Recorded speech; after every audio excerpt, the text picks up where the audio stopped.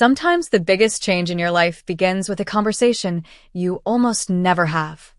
I used to believe fresh starts were created by changing cities, finding a different job, or packing away the memories that hurt too much to revisit. That was exactly what I told myself when I drove into the quiet lakeside town of Ashford on a cool September morning. The moving truck had already disappeared down the road, leaving behind only a stack of unopened boxes inside my small rented cottage and a silence that felt heavier than I expected.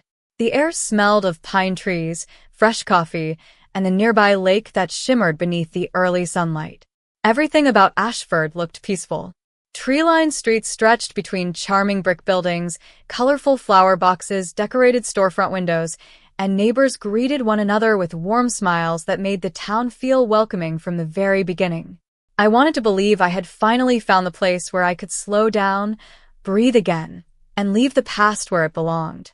After spending most of the morning unpacking kitchen supplies and arranging books on empty shelves, I realized I had forgotten to buy coffee.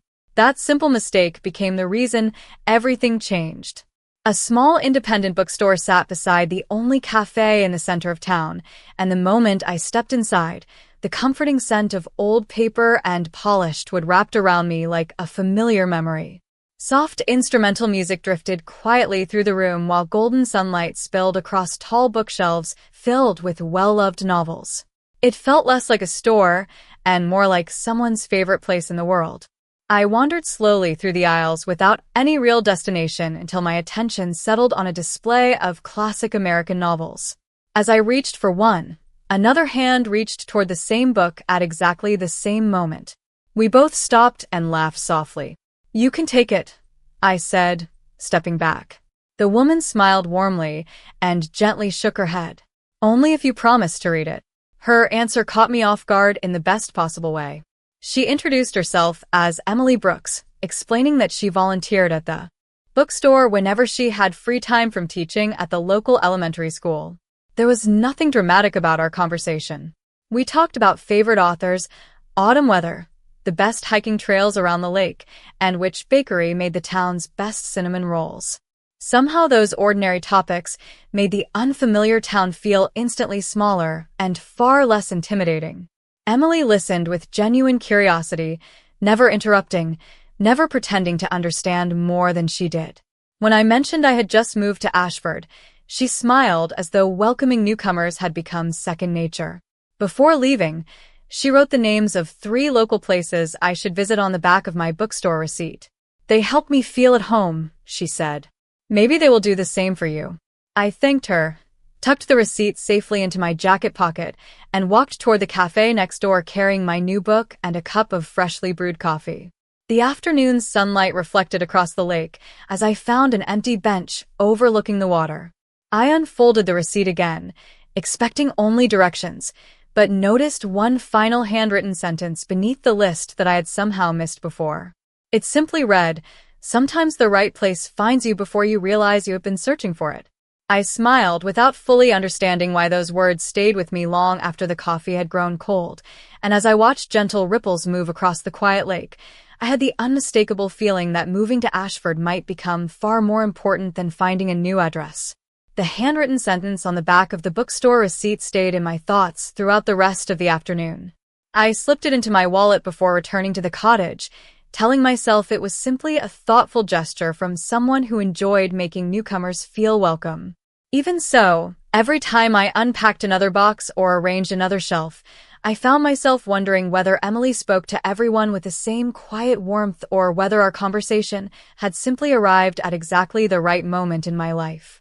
The following morning, sunlight streamed through the kitchen windows earlier than I expected. The peaceful silence of Ashford still felt unfamiliar compared to the constant traffic and hurried pace I had left behind. I poured a cup of coffee, looked out toward the lake in the distance, and realized I had no real plans beyond exploring the town. That realization felt strangely liberating. For the first time in years, my schedule belonged entirely to me.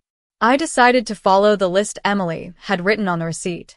The first stop was a small farmer's market that filled the town square every Saturday morning. Local musicians played soft acoustic songs while families wandered between colorful stands overflowing with fresh fruit, homemade bread, wildflowers, and handcrafted gifts. Children laughed as they sampled apple cider, and neighbors greeted one another by name. Everything moved at an unhurried pace that encouraged people to stop and actually enjoy the day. I had almost finished browsing when I heard a familiar voice behind me. "I had a feeling you would start with the market." I turned and found Emily carrying a reusable shopping bag filled with vegetables and fresh flowers. She smiled exactly as she had the day before, warm and completely natural. "Was the bookstore receipt helpful?" she asked. I laughed softly. "Very helpful. I am already checking places off the list." She seemed genuinely pleased by my answer. Without any hesitation, she offered to show me another corner of town that most visitors overlooked. We walked together along a quiet brick pathway leading toward the lake, passing old oak trees whose branches stretched across the sidewalk like a natural archway. Emily pointed out the historic library, the community theater, and a small art gallery operated by local volunteers. She spoke about each place with affection rather than obligation, making it easy to understand why she loved living in Ashford. I found myself listening more than talking, not because I had nothing to say, but because she had a way of describing ordinary places that made them feel meaningful. Eventually, we reached a wooden dock extending across the calm water. Ducks floated peacefully near the shoreline, while a gentle breeze carried the scent of pine and fresh grass across the lake. Emily leaned against the railing and smiled toward the horizon. "Whenever life feels complicated," she said quietly, "I come here for a few minutes. Somehow, everything makes more sense afterward." I stood beside her, watching sunlight dance across the rippling water. It amazed me how comfortable the silence felt. There was no pressure to fill every moment with conversation. Somehow that quiet companionship felt even more valuable than words.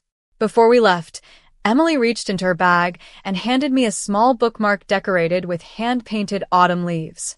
"The bookstore gives these to first-time customers," she explained with a playful smile. "I forgot yesterday." I thanked her and carefully tucked it inside the novel I had purchased. As we walked back toward town together, I realized something that surprised me. Less than 48 hours after arriving in Ashford, the unfamiliar streets no longer felt quite so unfamiliar, and I could not decide whether the town itself was beginning to feel like home or whether one kind conversation had quietly started changing the way I looked at everything around me. Over the next several days, Ashford settled into my routine so naturally that it became difficult to remember how unfamiliar everything had felt when I first arrived. Every morning began with a quiet walk through the tree-lined streets before stopping at the cafe beside the bookstore, where the barista had already learned my name and favorite coffee order. The town moved with a gentle rhythm that encouraged people to notice small moments instead of rushing past them. I found myself lingering in the bookstore almost every afternoon, sometimes searching for another novel, sometimes simply enjoying the peaceful atmosphere. Emily was usually there, organizing shelves, recommending books to visitors, or helping children discover stories that made their eyes light up with excitement. We never planned our conversations, yet somehow they always happened. One afternoon, she recommended a novel about finding unexpected courage during times of change. Another day, we debated whether the best endings were the ones that answered every question, or the ones that left readers imagining what happened next. I laughed more during those conversations than I had in months, and each time I walked back to my cottage, I carried a quiet sense of peace that was becoming harder to explain. As the first week came to an end, I noticed subtle changes in myself that had nothing to do with unpacking boxes or learning new streets. I no longer reached for my phone every few minutes to check work emails. I slept through the night without replaying old memories that once refused to leave me alone. Even my morning reflection in the bathroom mirror looked different. The tired expression I had grown accustomed to seemed softer somehow, replaced by someone who looked more curious than exhausted. One crisp afternoon, Emily invited me to join a volunteer project at the community garden beside the elementary school where she taught. We spent several hours planting autumn flowers, watering young trees, and chatting with local families who stopped by to help. Watching Emily interact with her students revealed another side of her that I had not seen before. She remembered every child's name, listened carefully to every question, and celebrated even the smallest accomplishments with genuine enthusiasm. The children trusted her completely, and it was easy to understand why. Her kindness never felt forced. It was simply part of who she was. On our walk back through town, we stopped at a small bakery and shared warm cinnamon rolls at an outdoor table overlooking the town square. A gentle breeze carried colorful leaves across the sidewalk while musicians performed soft acoustic songs nearby. Emily noticed me smiling and tilted her head with playful curiosity. "What are you thinking about?" she asked. I hesitated before answering honestly. I think I forgot what it felt like to enjoy ordinary days. She looked toward the people gathered around the square before speaking. Sometimes ordinary days quietly become the most important memories. Her words settled comfortably in my thoughts long after we finished eating. That evening, while organizing books inside my cottage, I discovered the hand-painted bookmark she had given me. Without thinking, I smiled before carefully placing it inside the novel I had almost finished reading. The simple gesture surprised me. It was not the bookmark itself that mattered. It was the person who had remembered to give it to me. Sitting beside the open window, listening to crickets sing beneath the evening sky, I realized I had begun measuring my days differently. Instead of asking whether I had accomplished enough, I found myself wondering whether I might see Emily again tomorrow. That quiet realization lingered gently in my heart, not demanding answers, but asking a question I was not yet ready to understand. The quiet question that followed me home that evening refused to disappear. I told myself it was perfectly natural to enjoy spending time with someone kind, especially after months of feeling isolated. Even so, there was something different about the way my thoughts kept returning to Emily. It was never one dramatic moment. Instead, it was the collection of ordinary memories that quietly replayed in my mind. The way she listened without trying to solve every problem. The way she noticed small details that most people overlooked. The way she made silence feel comfortable instead of awkward. A week later, Emily invited me to join her for the annual autumn festival held beside the lake. The entire town seemed to gather there before sunset. Local artists displayed handmade pottery and paintings, children painted pumpkins at long wooden tables, and musicians filled the crisp evening air with familiar folk songs. Strings of warm lights stretched between the trees, reflecting gently across the water as families laughed together beneath the colorful leaves. It was exactly the kind of event I would have politely declined before moving to Ashford. This time, I found myself looking forward to it. Emily greeted me near the entrance wearing a soft navy sweater, jeans, and a light scarf that moved gently in the breeze. She smiled the moment she saw me, and somehow that simple smile made the unfamiliar crowd feel much smaller. We wandered slowly through the festival, sampling homemade apple cider, admiring local artwork, and listening to musicians perform beneath an old gazebo overlooking the lake. Everywhere we walked, neighbors greeted Emily by name. She introduced me to shop owners, teachers, retired couples, and childhood friends with such genuine warmth that I never once felt like an outsider. At one booth, an elderly artist offered free charcoal sketches to visitors. Emily laughed and suggested we sit together for a portrait. I hesitated for only a second before agreeing. The artist quietly studied us, while his pencil moved across the paper with remarkable confidence. Neither of us spoke much during those few minutes. We simply watched people pass beneath the glowing lights, while soft music drifted through the cool evening air. When the sketch was finished, the artist smiled knowingly before handing it to Emily. "Some people arrive together," he said gently. "Others simply recognize each other when the time is right." I felt my cheeks grow warm and quickly looked toward the lake. Emily thanked him with an easy smile, but neither of us commented on his words as we continued walking. Later, we found 2 empty chairs near the shoreline just as the town's annual lantern ceremony began. Hundreds of floating lanterns drifted slowly across the calm water, carrying handwritten hopes from families throughout the community. The quiet beauty of the moment settled around us. Emily looked toward the glowing lights before speaking softly. "When I was younger, I always wished for something extraordinary. Now I mostly hope for ordinary days with people who make life feel peaceful." Her words stayed with me as I watched the lanterns disappear into the distance. They sounded so simple, yet they carried a quiet truth I had spent years overlooking. Without thinking, I turned toward her instead of the lake. For just a moment, our eyes met, and neither of us looked away. There was no need to explain the silence. It felt complete all by itself. As we walked back through the festival beneath strings of golden lights, I realized the happiest part of the evening had not been the music, the food, or the celebration. It had simply been sharing an ordinary autumn night with someone whose presence had begun changing the way I experienced the world. And although I still could not explain why, I found myself hoping that the walk back to my cottage would not end quite so soon. The memory of the lanterns floating across the lake stayed with me long after the festival ended. Every quiet evening afterward seemed to carry a little of that same gentle light. Ashford had become more than the place where I happened to live. It had slowly become the place where I felt present again. My mornings no longer began with old regrets. Instead, I looked forward to simple routines that somehow felt meaningful. A walk through the town square, a stop at the cafe for fresh coffee, an hour browsing the bookstore, or an unexpected conversation with Emily could brighten an entire day. Those ordinary moments had begun reshaping my life in ways I had never expected.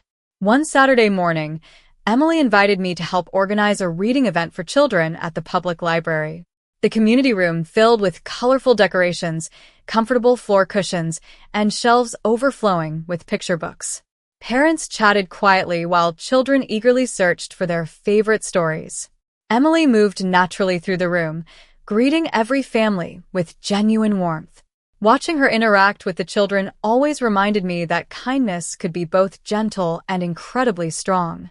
She encouraged shy readers without drawing attention to their nervousness, celebrated every question with sincere enthusiasm, and somehow made every child feel important. During a short break, we stepped outside to enjoy the cool autumn air. We sat together on a wooden bench beneath a large maple tree whose brilliant orange leaves drifted slowly onto the sidewalk. For several minutes, neither of us spoke. The comfortable silence had become one of my favorite parts of spending time with her. Finally, Emily smiled. "You seem different than when you first arrived." I laughed softly, hopefully in a good way. She nodded without hesitation. "You smile with your eyes now." Her observation caught me completely by surprise. I had never thought about something so small, yet hearing those words made me realize how much had quietly changed inside me. Before I could respond, my phone rang. The screen displayed the name of my longtime friend Rachel, someone who had known me for more than 15 years. After exchanging greetings, she immediately asked how I was settling into Ashford. I found myself talking enthusiastically about the town, the bookstore, the lake, and the wonderful people I had met. Without realizing it, I mentioned Emily several times. Rachel laughed warmly on the other end of the call. "You know," she said, "I have not heard you sound this happy in years. Whoever this Emily is, she must be pretty special." Her comment lingered in my thoughts long after the conversation ended. I dismissed it with an easy smile at first, telling myself Rachel was simply noticing that I had finally found peace after a difficult chapter of my life. Even so, her words quietly followed me throughout the afternoon. Later that evening, I stood in my cottage kitchen preparing dinner while absent-mindedly replaying recent memories. Emily laughing at the farmer's market. Emily handing me the painted bookmark. Emily pointing across the lake while describing her favorite place to think. None of those moments were extraordinary on their own, yet together they formed something I could no longer ignore. It was not excitement or infatuation that unsettled me. It was the quiet realization that her happiness had begun affecting my own. The thought felt unfamiliar, almost impossible to define, and I was not ready to place a name on it. As the sun disappeared behind the trees outside my window, I found the bookstore receipt still tucked safely inside my wallet. I unfolded it once again and reread the handwritten sentence that had welcomed me to Ashford on my very first day. This time the words carried an entirely different meaning. For the first time, I wondered whether the place that had found me had never been the town at all, but the person who had quietly changed the way I looked at myself. The question that had quietly settled into my heart refused to leave, yet I never spoke it aloud. Instead, I carried it gently through each passing day, almost afraid that giving it a name would somehow change the peaceful rhythm we had built together. Autumn continued painting Ashford with deeper shades of gold and crimson, and life moved at the same unhurried pace I had come to love. Every morning seemed to begin with fresh coffee, friendly greetings from neighbors, and the comforting certainty that I would probably run into Emily somewhere before the day ended. Sometimes it happened at the bookstore, where she volunteered after school. Other times we met by chance near the bakery, the farmer's market, or the lakeside walking trail. None of our meetings were planned, yet they had begun feeling strangely inevitable. One cool afternoon, Emily invited me to help decorate the community center for the upcoming harvest dinner that brought nearly the entire town together every year. Long tables filled the hall while volunteers arranged handmade centerpieces, strings of warm lights, and baskets overflowing with apples, pumpkins, and colorful autumn leaves. Music played softly through old speakers as laughter echoed across the room. We worked side by side for hours, tying ribbons, arranging flowers, and hanging decorations from wooden beams above us. It was ordinary work, but somehow it never felt ordinary when we were together. During a quiet break, we carried 2 mugs of hot apple cider onto the covered porch overlooking the lake. The cool breeze carried the scent of pine trees and distant fireplaces, beginning to warm nearby homes for the evening. Emily rested her elbows on the railing, watching a small group of ducks glide peacefully across the water. After several quiet moments, she spoke with a softness I had not heard before. "There was a time when I almost left Ashford." I looked at her with quiet surprise. She smiled gently without taking her eyes off the lake. "After college, I thought happiness had to exist somewhere bigger. I believed success meant leaving small towns behind." I waited patiently, sensing she was sharing something deeply personal. "I accepted a teaching job in another state," she continued. "Everything looked perfect on paper. Better salary, bigger schools, more opportunities. But after a year, I realized I had built a life that looked successful without actually feeling like mine." She laughed quietly at the memory. "Coming back here was the first decision I ever made entirely for myself." Her honesty encouraged something inside me to soften. For months, I had carefully avoided discussing the reason I left my own city. I finally took a slow breath before speaking. "I stayed in a career that stopped making me happy because I thought leaving meant failing.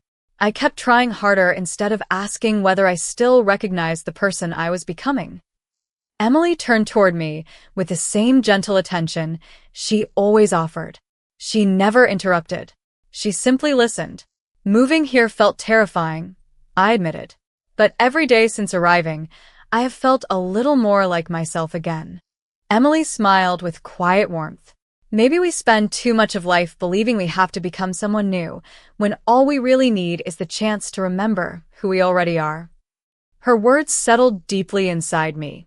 As the afternoon sunlight reflected across the calm lake, I realized I had shared more of myself with Emily in a few weeks than I had shared with anyone in years. The trust between us had grown so naturally that I had almost failed to notice it happening. Walking home beneath the glowing autumn trees later that evening, I realized the greatest gift Emily had given me was not advice, reassurance, or even friendship alone. She had quietly created a space where I no longer felt the need to hide the parts of myself I had spent so long trying to ignore, and for the first time, that realization felt both comforting and wonderfully unfamiliar. The peaceful certainty I had found in Ashford began to feel unexpectedly fragile after that afternoon by the lake. Emily's words continued echoing in my thoughts, not because they were dramatic, but because they had quietly uncovered something I had spent years avoiding. Every time I looked back over the past few weeks, I realized the happiest moments I could remember all had one thing in common. Emily had been there. That realization should have made me feel grateful, yet instead it left me unsettled. I had spent so much of my life believing I understood exactly who I was that I had never imagined asking deeper questions. Now those questions seemed to follow me everywhere. The following week, I found myself creating small excuses to stay busy. I volunteered to organize books at the bookstore during hours when Emily usually taught her classes. I chose different walking routes through town. I even postponed our usual afternoon coffee by telling myself I needed more time to unpack boxes that had already been empty for days. None of those decisions made me feel better. In fact, every attempt to create distance only made me more aware of the empty spaces where our conversations had quietly become part of my routine. One rainy afternoon, I wandered through the bookstore while listening to raindrops tap gently against the large front windows.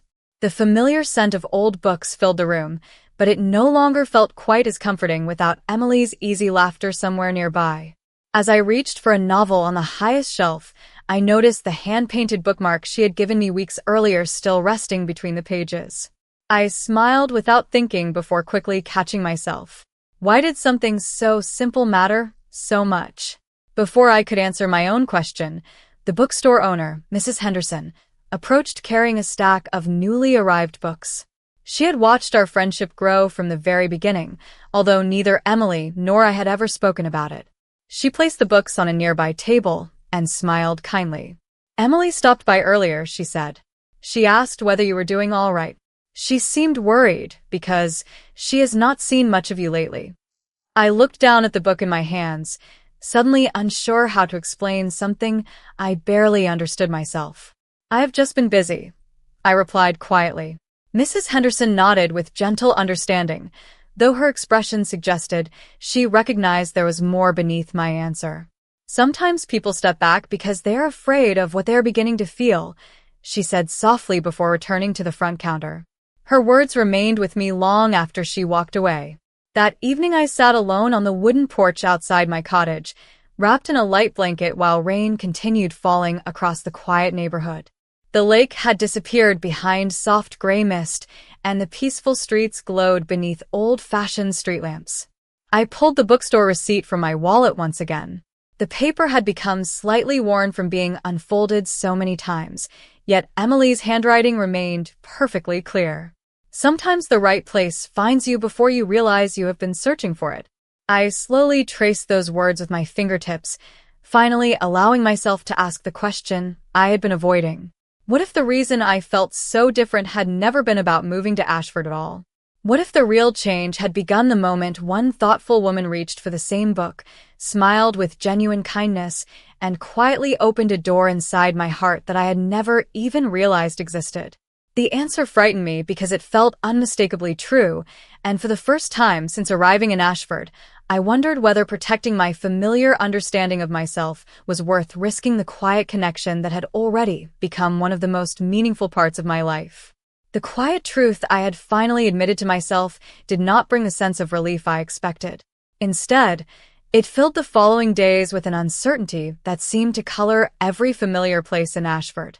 I still walked to the cafe each morning, still greeted neighbors with a smile, and still wandered through the bookstore whenever I needed a moment of peace, yet everything felt slightly different because I had begun seeing my own heart more clearly than ever before. The hardest part was not understanding my feelings. The hardest part was wondering what they might mean for the friendship that had become so important to me. I convinced myself that creating a little distance would make everything easier. If I stopped depending on our daily conversations, perhaps these confusing emotions would quietly fade away. For several days, I politely declined invitations to community events, postponed coffee whenever Emily suggested meeting after work, and spent long afternoons organizing my cottage simply to keep my thoughts occupied. Each decision seemed reasonable at first, yet every quiet evening left me feeling strangely lonelier than the one before. One afternoon, I visited the bookstore, hoping to lose myself inside another novel. The familiar scent of paper and polished wood welcomed me as always, but something immediately felt different. Emily was not standing behind the front counter recommending books to visitors. The reading chair where we often shared conversations sat empty beside the window. I wandered through the aisles before finding Mrs. Henderson carefully arranging a display of new arrivals. She smiled kindly when she saw me, although her expression carried a hint of concern. "Emily has been asking about you," she said gently. "She thought perhaps you were settling into work or needed some quiet time." I looked toward the empty reading corner and forced a small smile. "I have just been keeping busy." Mrs. Henderson nodded thoughtfully, without pressing for an explanation. Sometimes people believe distance protects what matters most, she said softly. Other times it only creates questions that never needed to exist. Her words followed me all the way home. That evening the sky turned a soft shade of lavender as the sun disappeared behind the lake. I wrapped a light sweater around my shoulders and sat on the porch with a novel Emily and I had once talked about reading together. I reached the chapter where the main character realized she had spent more energy protecting herself from happiness than searching for it. I quietly closed the book before finishing the page. The story suddenly felt uncomfortably familiar. The next morning my phone vibrated while I prepared breakfast. A short message from Emily appeared on the screen. It simply read, "I hope everything is all right. I miss our conversations. If you ever want to walk by the lake again, I would love to see you." I stared at the message for several minutes before setting the phone down without replying. It was not because I wanted to ignore her. It was because I still did not know how to explain what had changed inside me without risking everything that already meant so much. Throughout the day, I carried my phone from room to room, reading her message over and over again. By evening, I realized the silence between us had become far heavier than any honest conversation ever could have been. As the first stars appeared above Ashford, I stood beside the open window listening to the gentle sound of crickets drifting across the neighborhood. Deep inside, I understood that every day I remained silent pushed me one step farther away from the person who had helped me rediscover joy, and for the first time since arriving in town, I was no longer afraid of what I felt. I was afraid that my silence might convince Emily that she no longer mattered to me at all. The unanswered message remained on my phone throughout the night, and somehow the silence I had created felt louder than any conversation we might have shared. I woke before sunrise and walked toward the lake, hoping the cool autumn air would somehow organize the thoughts that refused to settle. Thin layers of mist drifted across the water, while the first light of morning painted the sky with soft shades of gold and pale blue. The same bench where Emily and I had once watched ducks glide across the shoreline now sat empty, reminding me how easily a place could feel completely different simply because one person was missing. I finally admitted something I had been trying to avoid ever since moving to Ashford. The fear I carried had never been about discovering unexpected feelings. It was about losing someone whose friendship had quietly become one of the most meaningful parts of my life. I had spent so much energy protecting myself from uncertainty that I had unintentionally created the very distance I feared. As I sat watching the gentle ripples move across the lake, my phone vibrated again. This time it was Rachel. She immediately noticed the hesitation in my voice and patiently listened while I explained everything that had happened over the past few weeks. When I finished, she remained quiet for a moment before speaking. "Lauren, every story you have told me since moving to Ashford has somehow become a story about Emily. You have never talked about someone with that much warmth before. Maybe you do not need to solve every feeling today. Maybe you simply need to stop running away from someone who has only ever shown you kindness." Her words settled gently into the silence around me. They did not erase my uncertainty, but they reminded me that honesty had always been easier than pretending nothing had changed. Later that afternoon, I found myself standing outside the bookstore again. The familiar bell above the entrance chimed softly as I stepped inside. Everything looked exactly as it always had. Sunlight streamed across polished wooden floors, shelves overflowed with well-loved novels, and quiet instrumental music drifted through the room. Emily was kneeling beside a display of children's books, carefully arranging colorful covers at eye level. She looked up when she heard the door. For just a second, surprise crossed her face before being replaced by the same gentle smile that had welcomed me on my first day in town. "Hi," she said softly. "Hi," I answered, suddenly realizing how many things I wanted to say and how difficult it was to choose the first words. We stood there for a quiet moment before Emily walked toward me. "I was beginning to think I had done something wrong," she admitted. Hearing those words immediately filled me with regret. I slowly shook my head. "You did not do anything wrong. If anyone made things complicated, it was me." Emily studied my expression with patient understanding rather than judgment. "Would you like to take a walk after I finish here?" she asked. The invitation was simple, familiar, and completely free of pressure. I smiled with genuine relief. I would like that very much. As I browsed the nearby shelves while waiting for her shift to end, I noticed the same classic novel we had both reached for on the day we first met. I gently pulled it from the shelf and laughed quietly to myself. Sometimes life did not need dramatic signs or extraordinary moments. Sometimes it simply offered another opportunity to begin the conversation that mattered most.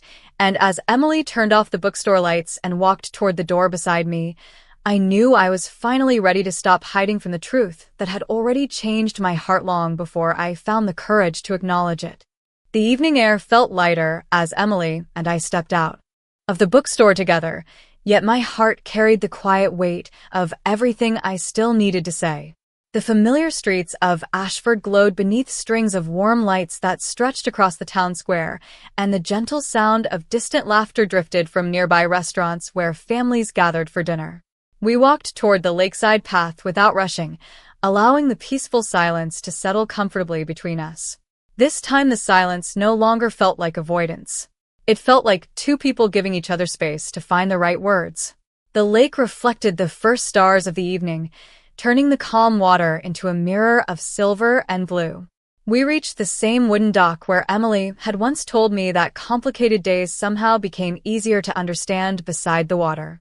She rested her hands lightly on the railing and smiled toward the quiet horizon. "I missed our walks," she admitted softly. I looked down for a moment before answering.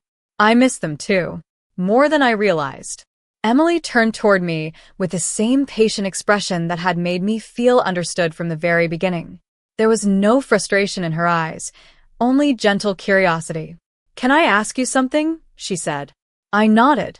"When you started keeping your distance, I wondered if I had said something that made you uncomfortable." I kept replaying every conversation in my mind, trying to figure out what had changed.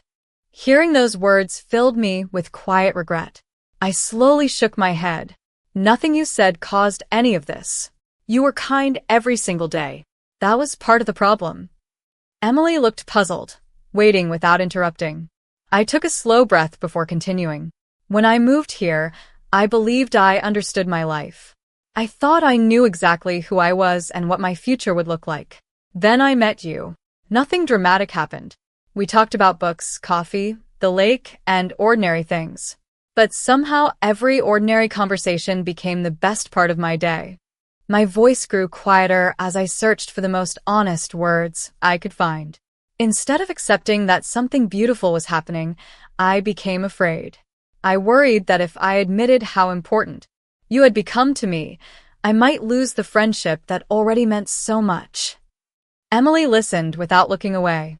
The evening breeze gently lifted a few strands of her blonde hair as she smiled with quiet understanding. "Lauren," she said softly, "do you know what I thought during the days we barely spoke?"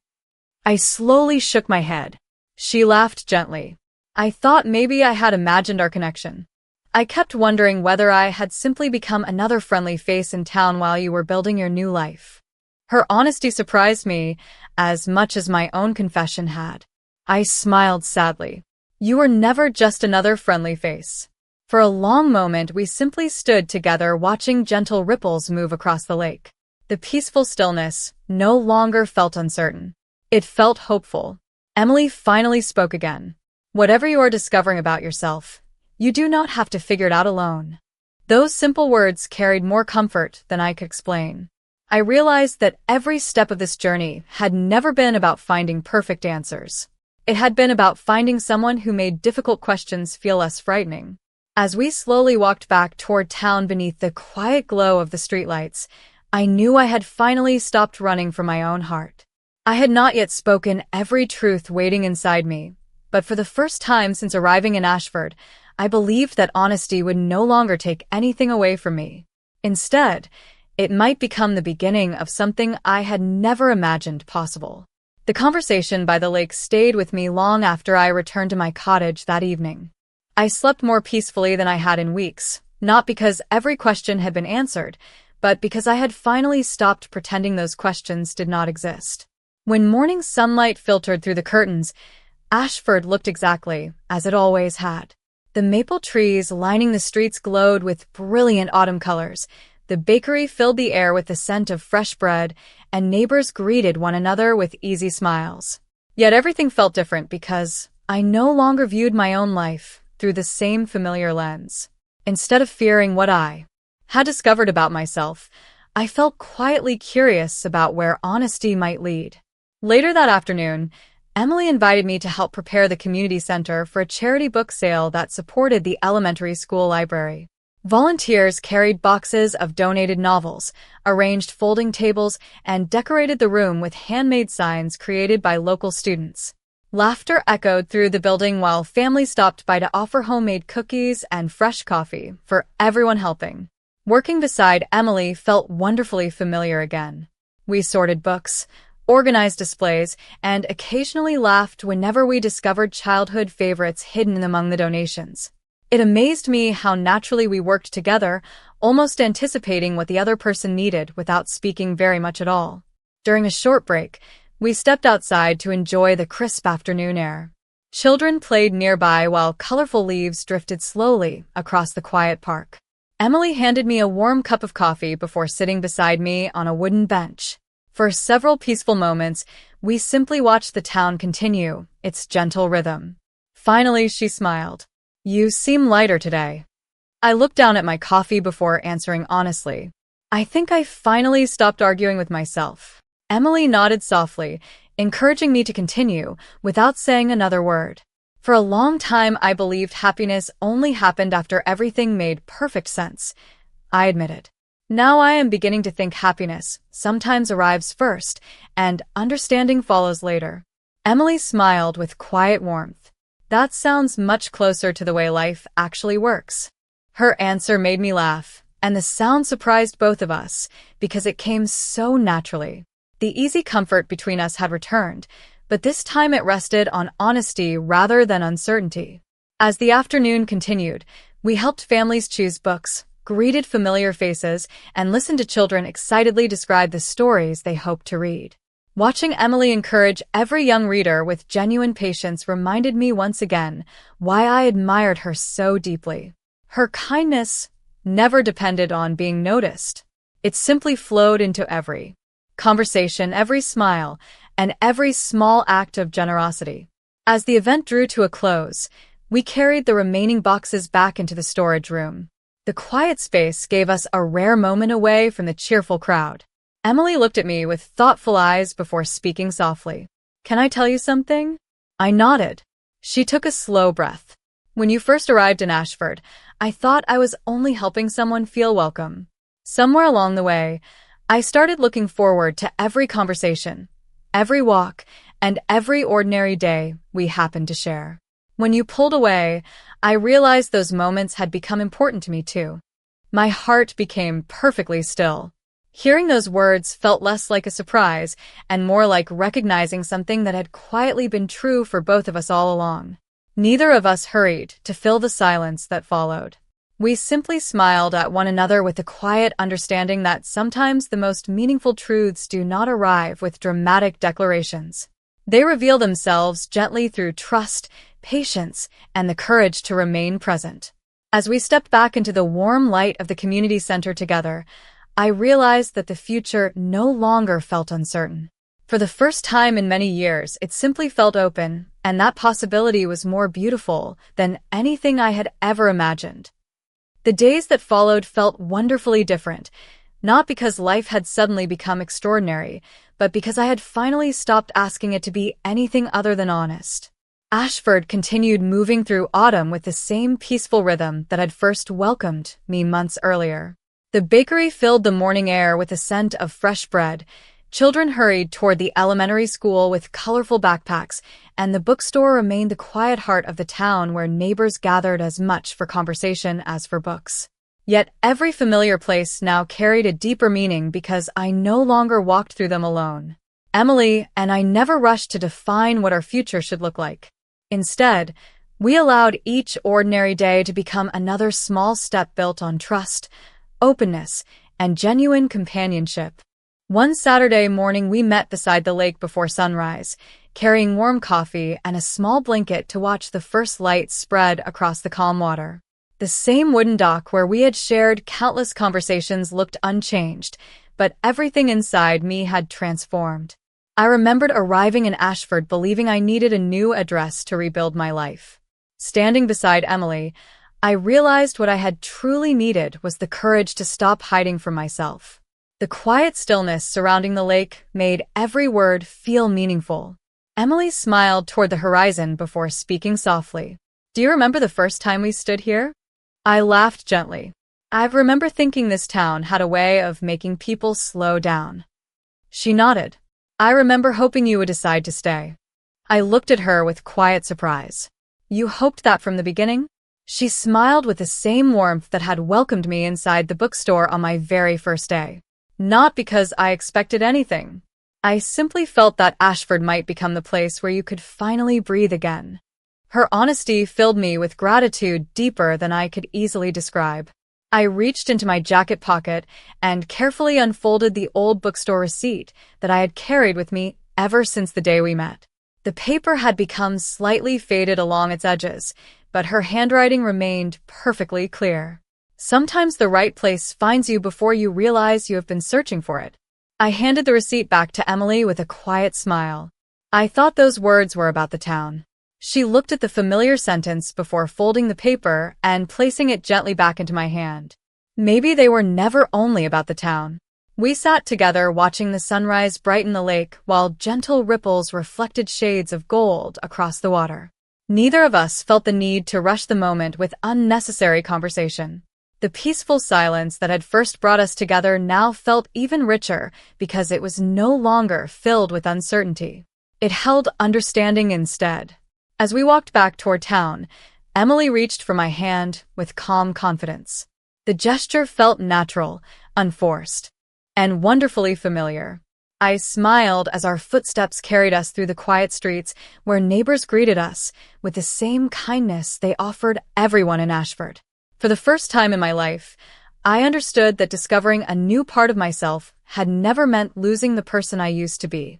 It simply meant allowing my heart enough honesty to grow beyond the limits I had quietly placed around it for so many years, and as the morning sunlight warmed the peaceful town around us, I realized the greatest journey I had ever taken had never been measured in miles. It had been measured in the distance between fear and acceptance, and I had finally crossed it with someone who had gently believed in me long before I learned how to believe in myself. Several months passed almost without my noticing, carried forward by the quiet rhythm of ordinary days that had slowly become extraordinary simply because of the people who shared them with me. Winter arrived gently in Ashford, dusting rooftops with a light blanket of snow while warm lights glowed from shop windows along Main Street. The bookstore remained as welcoming as ever, filled with familiar faces searching for new stories, children gathering for weekend readings, and neighbors who always seemed to have time for one more conversation.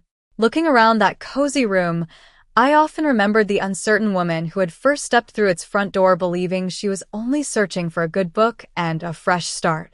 I smiled every time I realized she had found something far greater than either of those things. Emily and I never tried to force our lives into a perfect story. We continued sharing morning walks by the lake, volunteering at community events, recommending novels to one another, and discovering that the strongest relationships often grew through countless ordinary moments rather than dramatic milestones. Every shared cup of coffee, every quiet conversation beneath the maple trees, and every peaceful evening spent watching the sunset across the water reminded me that happiness rarely announced itself with grand gestures. More often, it arrived quietly and asked only to be noticed. One afternoon, while organizing a display of classic novels inside the bookstore, I discovered the very same copy that both of us had reached for on the day we first met. I held it in my hands for a long moment before laughing softly.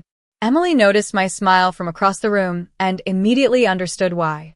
"You found it again," she said as she walked toward me. I nodded. It still feels impossible that something so small could change everything. Emily gently looked around the peaceful bookstore before answering. Maybe it was never the book. Maybe it was simply the moment two paths finally crossed.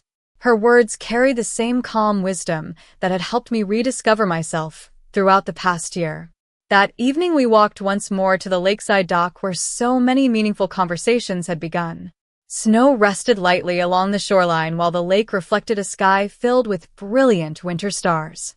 The quiet beauty surrounding us felt wonderfully familiar. I reached into my coat pocket and unfolded the bookstore receipt that had remained with me through every chapter of this journey. The paper had become fragile with time, but the handwritten sentence remained perfectly clear. Sometimes the right place finds you before you realize you have been searching for it. I carefully folded it again before smiling at Emily. I used to think this sentence changed my life. She tilted her head with gentle curiosity. What do you think now? I looked across the peaceful lake before answering with complete honesty. I think it reminded me that life changes whenever we choose to welcome truth instead of fear.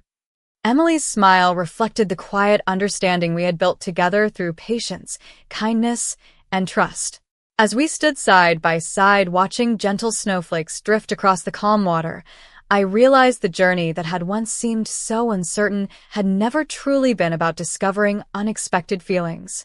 It had been about discovering the courage to accept them with gratitude instead of fear. Ashford had given me a new home, but more importantly, it had given me the opportunity to meet someone whose quiet kindness helped me become more honest with myself than I had ever believed possible. Looking back now, I no longer measure my life by the plans that had changed or the questions I once struggled to answer. Instead, I measured it by the peace I carried each day, the friendships that became family, the ordinary moments that quietly transformed everything, and the simple truth that sometimes the most meaningful chapter of your life begins the moment you stop trying to become someone else and finally allow yourself to become exactly who you have always been.